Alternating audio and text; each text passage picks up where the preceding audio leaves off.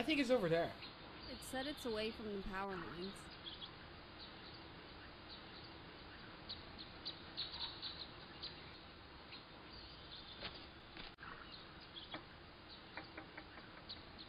It's nothing.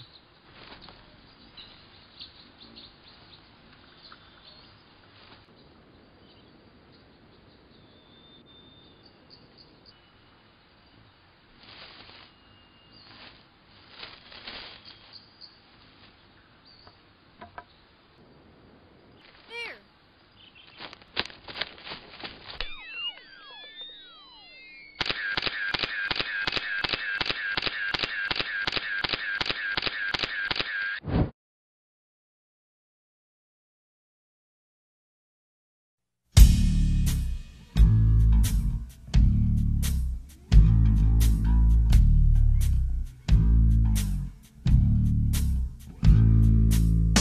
There is a song that goes, "Only the curious have something to find." For the past month, we have been, to say the least, curious about the phenomenon known as geocaching, with hopes that we'll find more about its unique culture. But it's one thing just to go out and do it. We found that we could only learn so much that way. What if there was a person who completely encapsulated the true essence of the activity? An individual so synonymous with its culture and spirit that he could readily enlighten our curious minds. We've decided to find this person, and so far we've spent countless hours in a room trying to find some leads. We're ready to talk to whoever we need and travel whatever lengths necessary to reach our goal, and hopefully learn a little bit about geocaching along the way.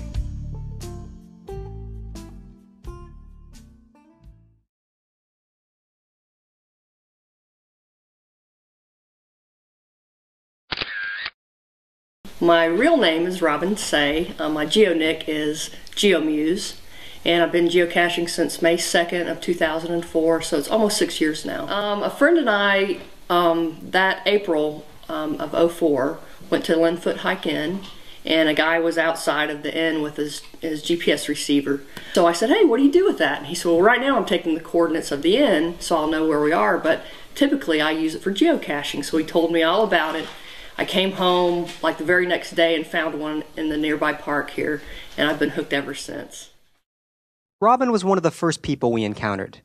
She's an administrator of the geocaching meetings in Georgia, in addition to being quite the enthusiastic cacher herself. But let's take a moment to rewind. What exactly is geocaching? Geocaching is essentially real-life treasure hunting.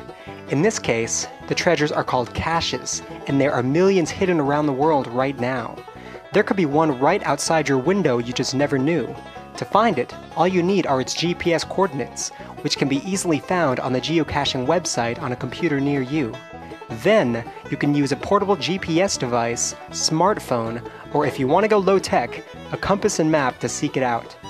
The geocache containers come in all sorts of sizes, ranging from the size of a fingernail to an ammunition box to a car.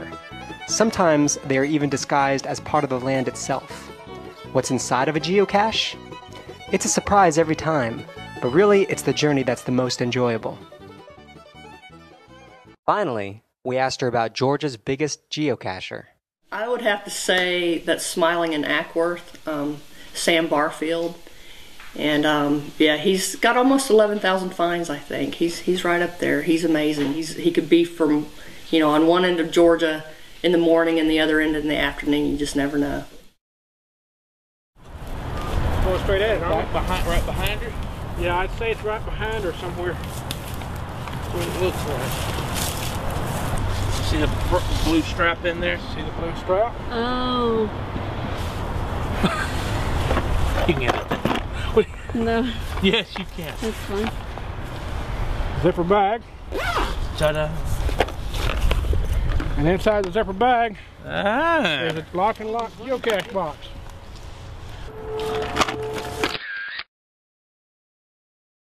And there we are.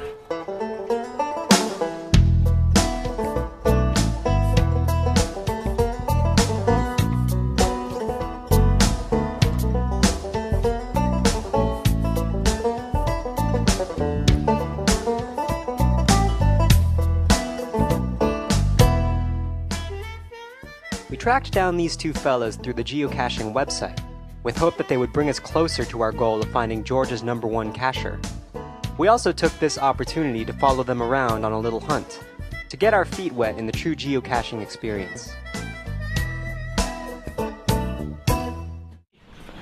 There's so many places to hide. Shouldn't be too far though. So geocaching has very few rules to it. One of them is you can't put a cache within 100 feet of an active railroad track. There's one on a caboose in downtown Ackworth that's a whole lot closer than 100 feet. 12 feet right here, Jim. Your GPSR, it'll get you so close, and then you just got to start hunting. Well, at least I thought that was it. That's gotta be it. Yeah. Oh, Nano. There you are. A Nano hit under a train. Though we knew we were following around two men who were at least in their 50s, they appeared to have the exuberance of young kids. We were amazed at how passionate they were about finding these obscure treasures. No, it should be right here. Should be right here. Oh. It was right here. It is, I missed it. And also how disappointed they become when they don't. Well, I'll be doggone. They've come to clean this place out. That one's gone. That one has disappeared. It's been somewhere. I just can't get my hand down in there. Here, let me get in there, Jim. Bill, I see it. Let me get in there. Hang on. At last, they persevere.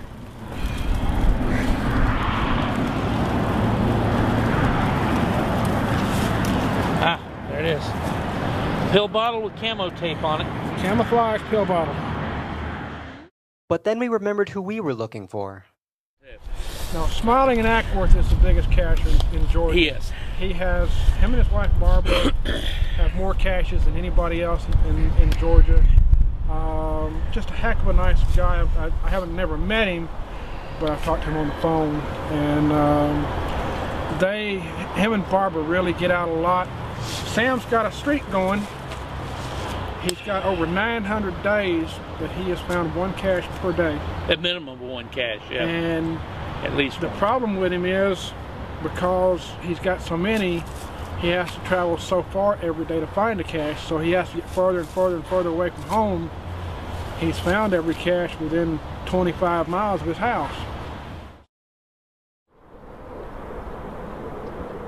My name's Sam Barfield and I go by Smiling in Ackworth, and I've been geocaching since July of 2005.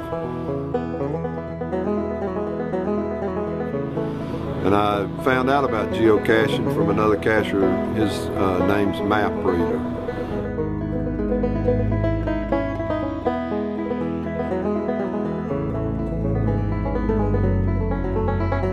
And it was on a canoeing trip, and he was asking me about canoeing, and then I asked him what he was doing, and he said he was geocaching. So then that's what got me hooked.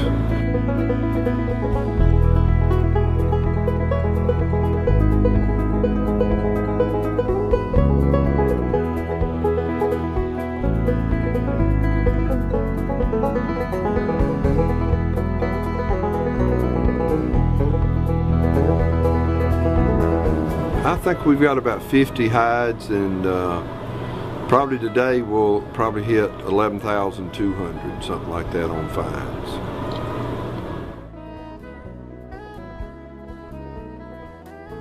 We've all got the same sickness, the same desire to geocache, and that's something like what drinkers have. You know, they want take just one more. Can we catch just one more cache today? There's something in our gene that causes us to want to do it, more so than other people that don't want to do it. But it takes all kinds, doesn't it, for everything.